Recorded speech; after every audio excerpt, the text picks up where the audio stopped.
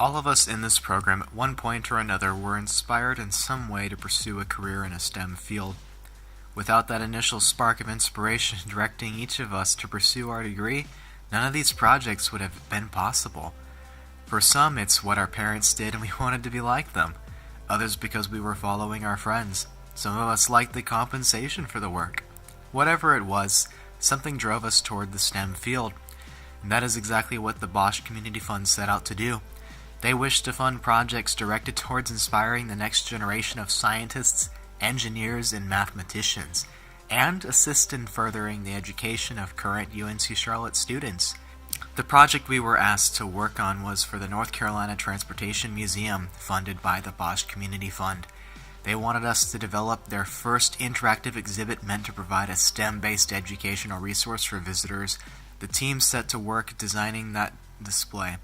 The display was to utilize a train that is based on the CATS light rail system. The train would be electrically powered, and the exhibit would simulate the different energy sources used today in North Carolina, such as coal, solar, wind, nuclear, and hydroelectric.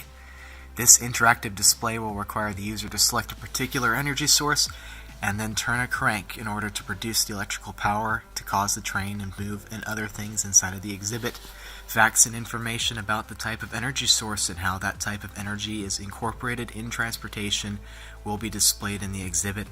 The visitors would learn about different types of energy alternatives, rail transportation, and the environmental impact of these types of energy sources. The primary design parameter the team considered was the durability and longevity of the exhibit. We decided to limit the number of moving parts by using a programmable logic controller, or PLC. Visitors would interact with the cranks in the exhibit to simulate power production. The results were an interactive exhibit which explores the link between energy sources and how they contribute to the power grid. After the expo, the team will hand off the exhibit to professional train model designers. They will add more detail to the display before it goes to its permanent home at the North Carolina Transportation Museum. And go. Woo! It don't look atrocious under here. Don't look good. Mm-hmm.